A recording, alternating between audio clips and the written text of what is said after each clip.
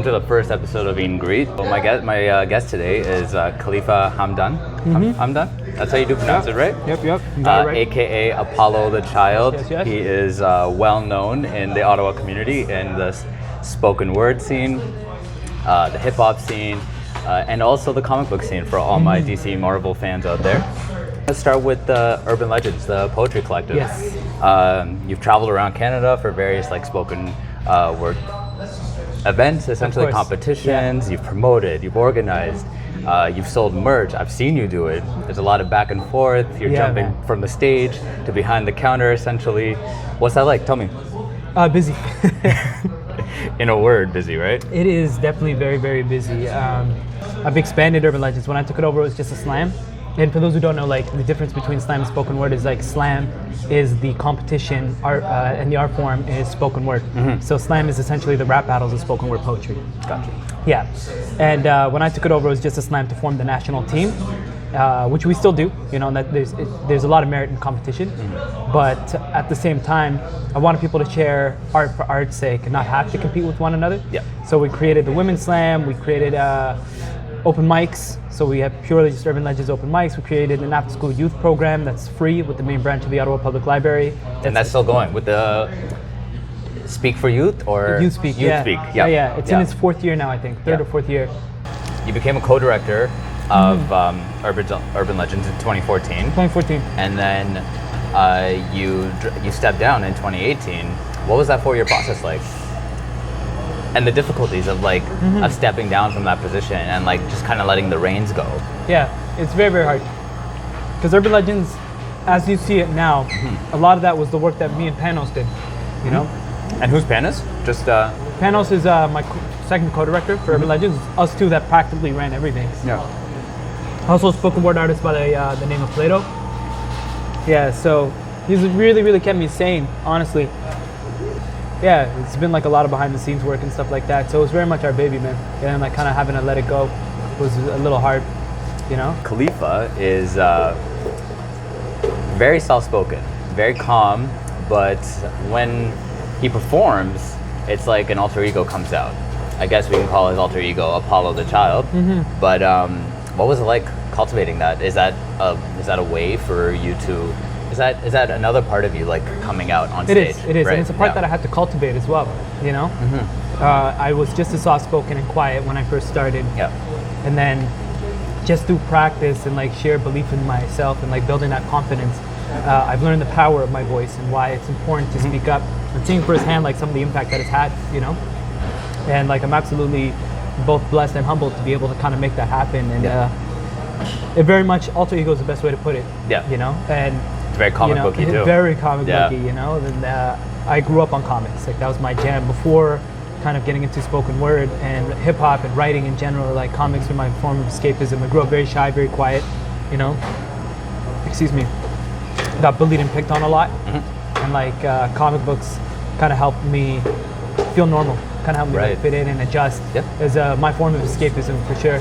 And then once I found writing, that also became my form. But comics is still, I have a soft spot for it, you know? Yeah, I want to talk about your first book. Yes, just sir. released. Yep. Poems for People I Used to Know. Tell me about that. You've sold out the first 100 copies within, was it a week? 1 week. A week. Yeah. 1 week. 1 week. And tell me what that experience has been like. Absolutely surreal. Yeah. Because I've been working on this book since 2014. Many various versions of the book. Yeah. You know, because what it is now is not what it started out as. You know, and which for better, not for worse. You know, it took a little bit, and I was stressing that at first because I'm this book is taking so long because publishers fell through, graphic designers fell through. And but also you get better with time, right? And a lot of the poems that I had at that point weren't as strong as the ones that I have in now. Yeah. And it's a much stronger product now because of that. I also my graphic designer Chachi, what up? She did a lot of amazing work on that, and I only linked with her maybe 2-3 years ago. So it's just proof of you always got to use everything to your advantage. And I've learned that as an artist because you go in not with much. You know? Or anything at all. And you create something from nothing. So I've learned to always kind of work with what I had and turn everything from a negative to a positive. And in this instance, it's like, does it suck that it took that long on a personal standpoint? Yes, because I wanted to get the book out a lot sooner. But also at the same time, I think I tried I know I definitely utilized that time to my advantage, and instead put together like a very professional looking product, as professional as I could possibly make it, you know? Outside of comic books, like a lot of your inspiration came from your father, who was also a poet in Kuwait. Yeah, so we're Iraqi. Yeah.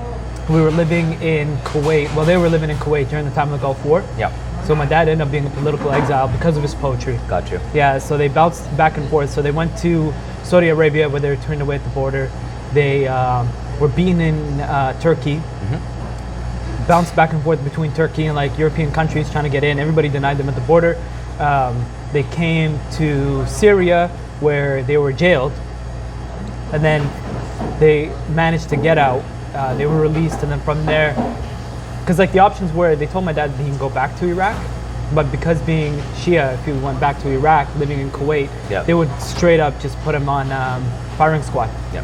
So he'd be executed, and that is definitely not ideal. So, no. I mean, you wouldn't be here right now if that, if that was the choice taken. That was the option. And also, my older brother was just born, so they were going to exile both my dad and my older brother. And they gave my mom the option. They're like, you know, you can stay here with your family, or you can go with your son and your husband. So my mom chose the latter. Canada, and Canada accepted them right away. Got you. And then they moved to, they immigrated straight to Montreal. They lived there for the first 2 years, and then my dad heard that there's more job opportunities in Ottawa. Yeah. So they packed up, moved here, and again, I was born in Montreal.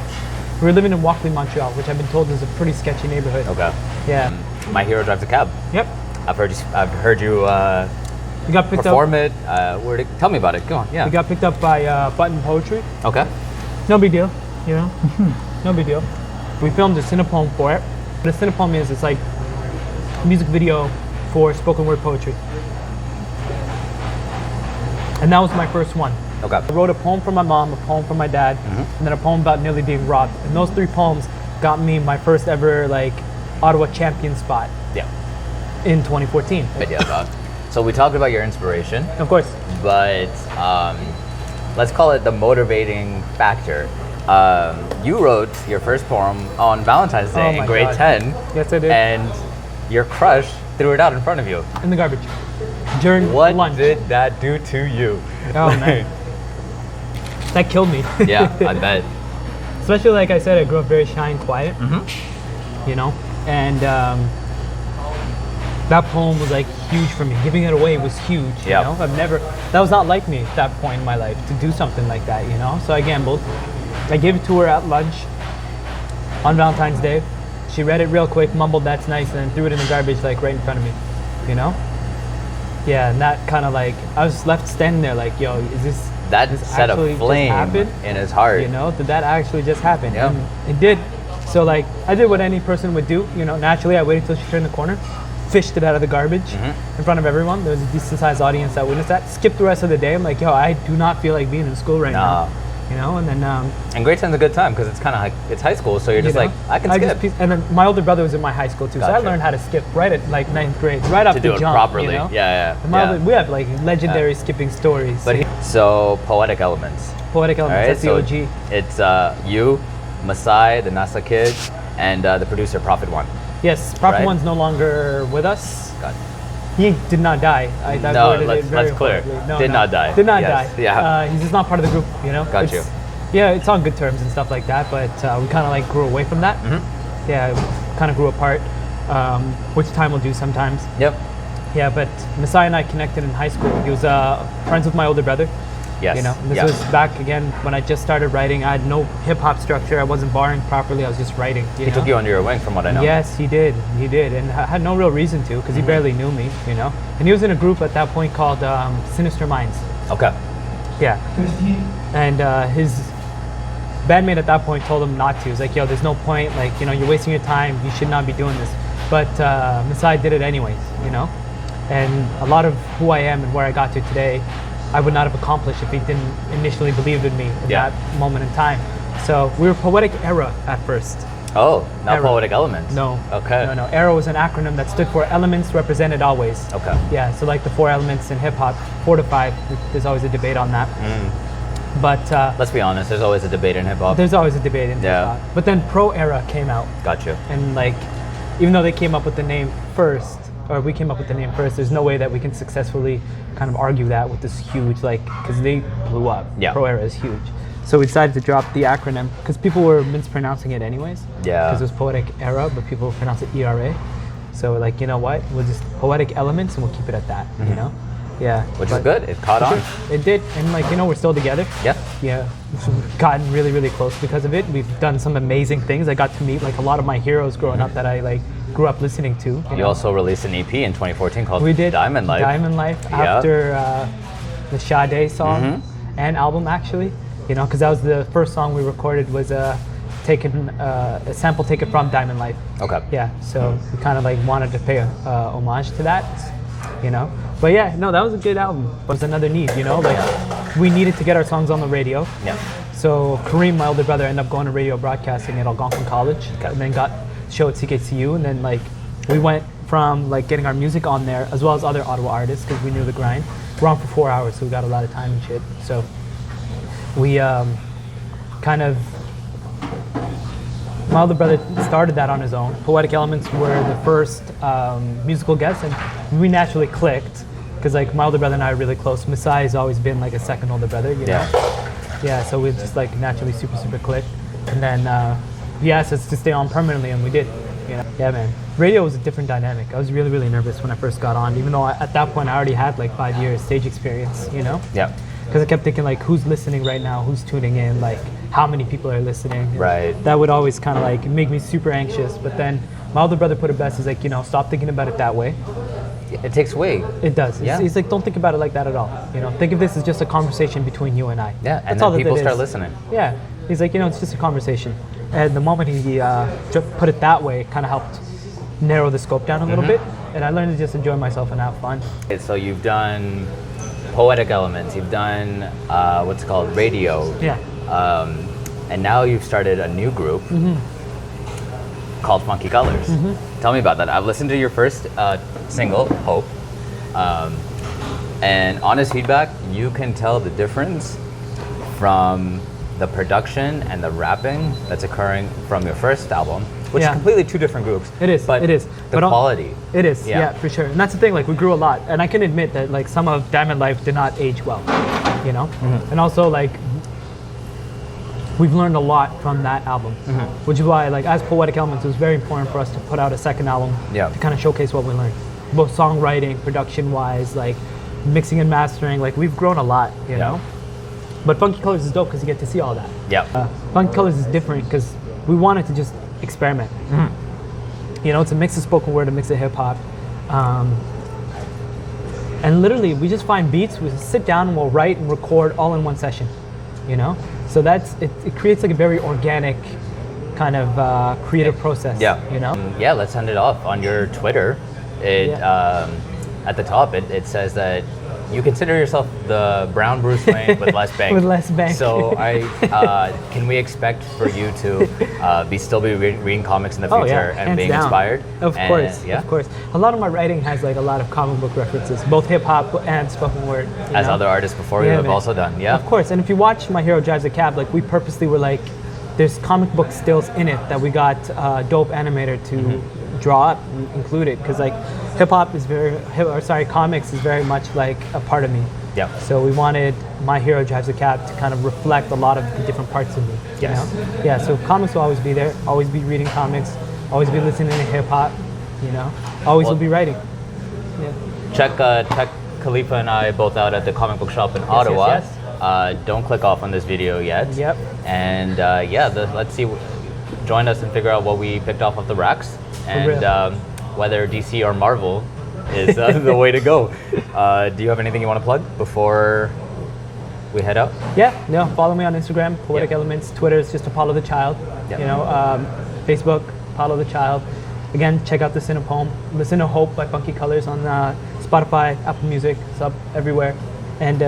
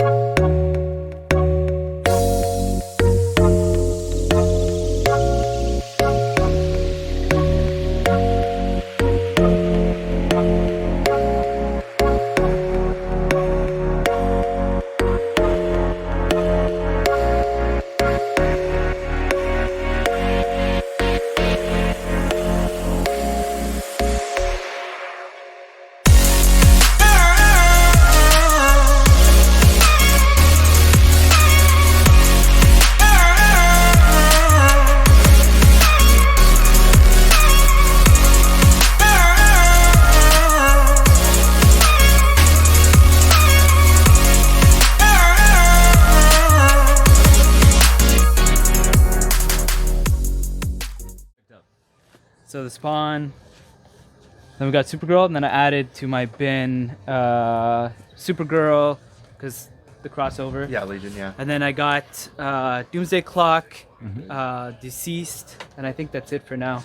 You've been a little hiatus from the comic world, Oh haven't my you? god, yes. And I Are you miss regretting it. I miss it? it so much. Yeah. Oh, it's the worst time to not be in a comics right now. I can You know? totally agree. Yeah, because there's so much cool stuff going on.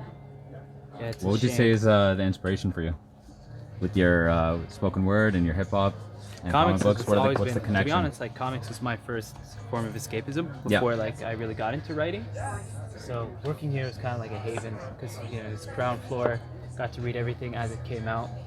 Oh, that's a nice cover. Show me. The comic collection's insane now because of working here. You Yeah. know?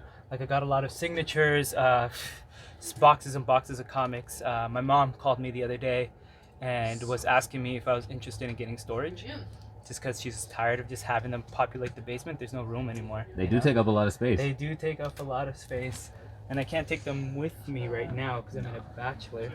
But yeah. But eventually you'll have a whole garage. Eventually, But being able to kind of have was pretty sick.